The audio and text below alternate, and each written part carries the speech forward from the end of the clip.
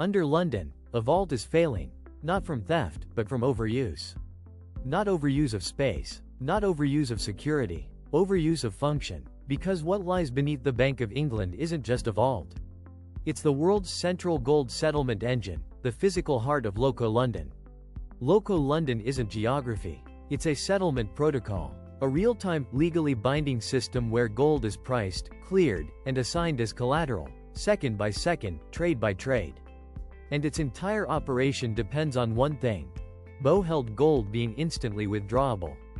Not eventually, not within a week, within *24 hours, as mandated by Custody Agreement Section 4.2. That's not convenience, it's contractual infrastructure. That gold isn't sitting there for safekeeping. It's held in trust by central banks, for central banks, and it serves as the ultimate settlement asset for the $25 trillion global OTC gold market. When a bank in Singapore hedges a currency position, when a fund in Zurich posts collateral for a derivatives contract, when a miner in Johannesburg locks in a forward sale, Loco London clears it. And it clears it using gold that must move today, not next week. Over 7,000 tons, nearly 25% of all official global reserves, still sit in Bow vaults. But less than 12% of that is now truly settlement-ready, unallocated, unencumbered, and legally assignable on demand. That's why, in February 2025, Bloomberg reported something unprecedented. Bow officials confirmed a rush to ship gold to the US was fueling strong demand for removal slots. Not just demand, clamor. Weeks-long queues. Pre-booking now stretches 11 days, up from just 2 days in 2023. A bottleneck, not in logistics, but in operational capacity.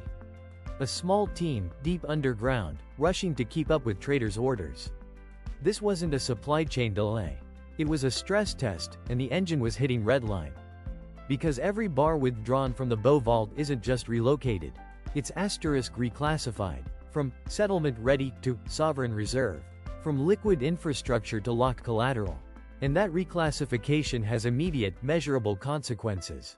In January 2025, Reuters cited LBMA data confirming exactly what happened next. Deliveries to the US left less free float metal in London vaults. The only gold available for same-day OTC settlement.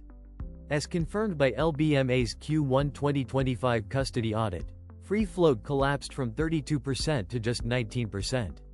Free float isn't ETF gold. It isn't central bank gold. It's the narrow band of unencumbered, unallocated, legally assignable bullion. The fuel that keeps the settlement engine turning.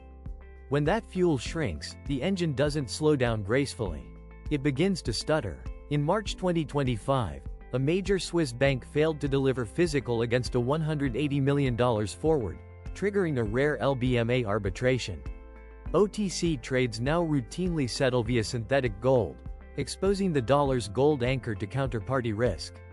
Pricing widens, counterparty risk spikes, arbitrage windows snap shut, and the very mechanism that anchors dollar-denominated gold contracts, Loco London's instantaneous settlement layer, starts to degrade at the interface.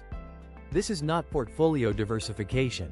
This is decommissioning. Central banks aren't just moving gold, they're withdrawing settlement authority from the Bow vault. They're taking their most critical collateral offline, not to hoard it, but to reassign its function. To shift the dollar's gold plumbing from a centralized, London-based engine, to something else entirely. The vault isn't failing from neglect. It's failing from overassignment. From being asked to do too much, too fast, with too little free float left to clear the trades. That degradation has already begun to show. And it's visible, not in the price chart. It's written, in real time, in the vault manifest. That 10% free float wasn't just low, it was terminal. Because free float isn't inventory. It's infrastructure. Gold not owned by central banks. Not held in ETFs. Not pledged as collateral. Just sitting there, unallocated, unencumbered, legally assignable on demand. The only gold that can clear an OTC trade before the London close. The only gold that lets a bank in Tokyo hedge a $50 million exposure at 3 to 45 pages. London time. And settle it that same afternoon, not tomorrow, not next week. And when that free float collapsed, from 32% to 10% in just 17 days in Q1 2025. It didn't just thin liquidity. It broke the settlement circuit. LBMA confirmed it outright in March 2025. The depletion thinned liquidity in the OTC market and triggered a race among London bullion market players to borrow gold from central banks. Not from dealers, not from ETFs, from central banks, because the free float was gone. The market could no longer self-clear. That's unprecedented. Central banks don't lend gold to settle trades. They hold it as sovereign reserve, untouchable, unmovable, politically sacrosanct. When the Bundesbank and Banque de France began lending bars from Beau vaults in February 2025, it wasn't policy, it was triage. Reuters documented it in real time. London market players queued up to borrow central bank gold after big shipments to the US. Why? Because New York deliveries drained the asterisk-only metal available for same-day settlement. No free float meant no instant collateral. And without instant collateral, risk-free clearing vanished. Dealers stopped quoting firm prices. Counterparties were forced to negotiate terms per trade, adding 11 to 14 hours to average settlement time. Pre-crisis, 2.3 hours. Post-collapse, 58.7 hours. Bid-ask spreads widened by 400%. Arbitrage vanished, not because opportunities disappeared, but because no one trusted the counterparty's vault manifest enough to lock in a price. That's the basis blowout. COMEX December 2025 futures traded at an asterisk 8.3% discount to spot London, the widest on record, because the market priced in near certain settlement failure. And it culminated in February 2026, when the gold lease rate collapsed to minus 1.8%. Negative. Lenders paid borrowers to take physical gold. Not because gold was abundant, but because nobody trusted the settlement layer enough to hold it on margin. Nobody believed the next trade would clear. The anchor wasn't just loose, it was detached. That negative lease rate wasn't a signal. It was the verdict. Confirmed by LBMA's own settlement stress index spiking to 9.210 in April 2025. Free float didn't run dry by accident. It was withdrawn, bar by bar, ton by ton, as central banks decommissioned the Beau vault settlement function. Once a bar leaves Beau custody for NY Fed or commercial vaults, it's re-tagged, legally and logistically unavailable for loco settlement. That's not reversible without repatriation, which requires new removal slots, which remain backlogged. Under London, a vault isn't failing from theft. It's failing because its only functional component, the free float, has been systematically removed. The dollar's gold plumbing isn't corroding. It's being deliberately dismantled, starting at the most vulnerable point, the free float. Here's what's actually happening beneath the surface and why gold leaving London misses the entire architecture. Gold isn't just leaving asterisk London. It's being reassigned deliberately, simultaneously, across three distinct nodes. And the timing isn't coincidental.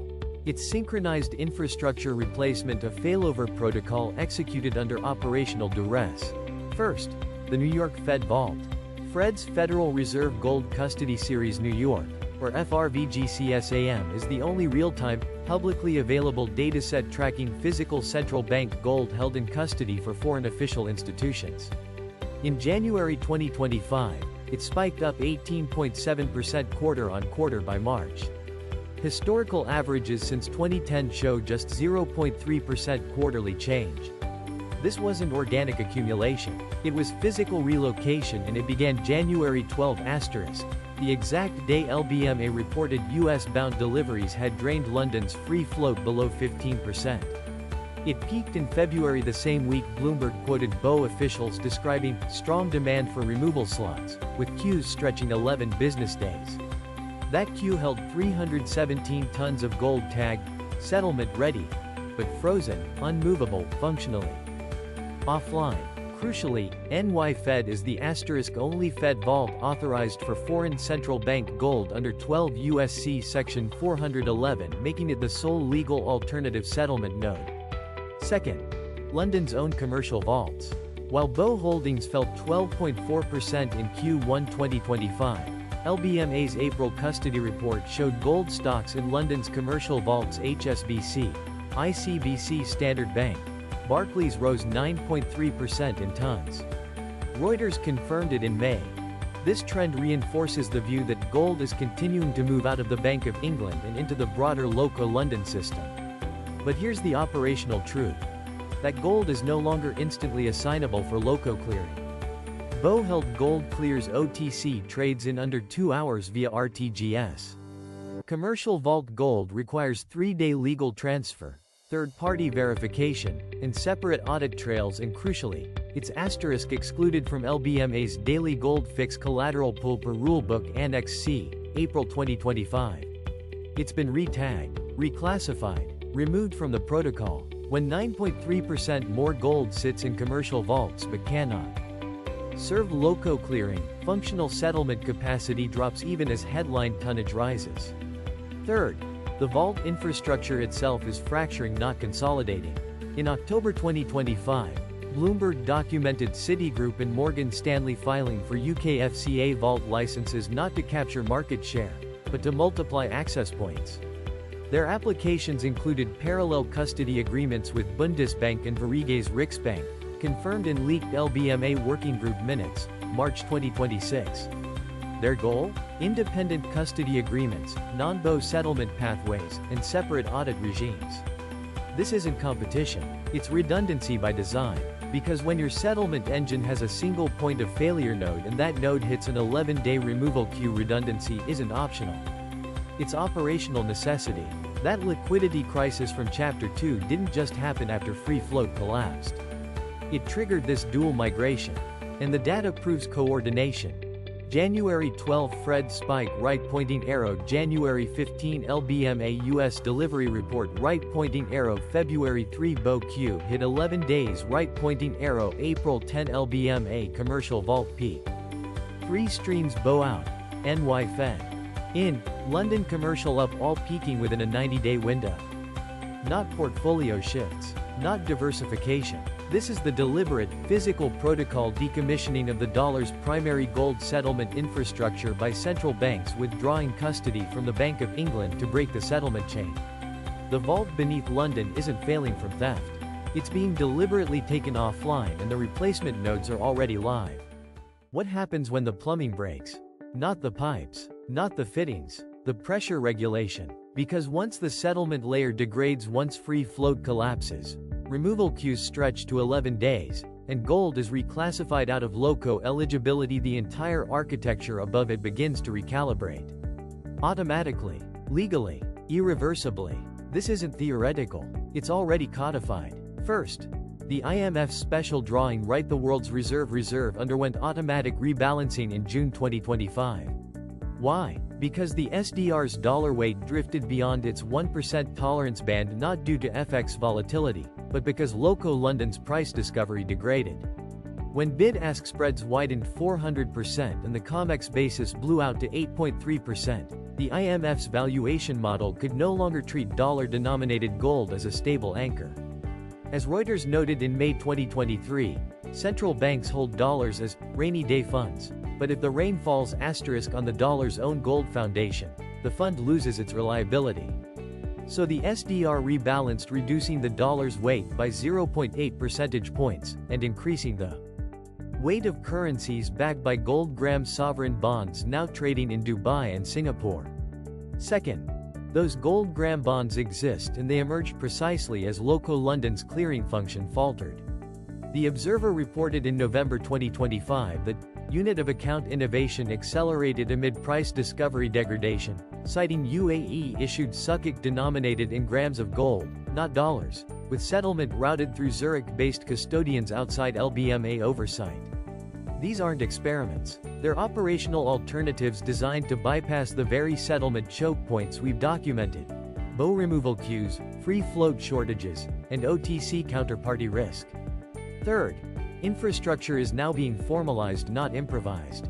In March 2026, the US introduced the Vault Expansion and Resilience Act, not to build more vaults, but to authorize parallel, legally distinct custody networks for foreign official gold.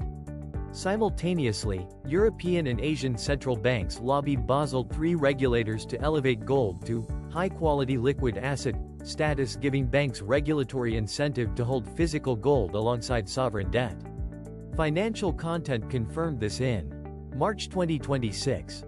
The goal is to further incentivize private banks to hold the metal alongside sovereign debt.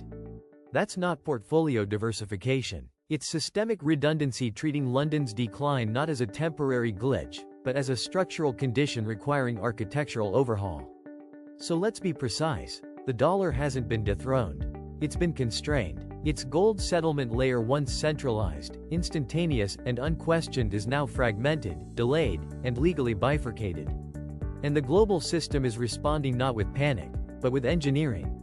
New units of account, new reserve weights, new vault statutes, new liquidity rules. The vault beneath London isn't failing from theft.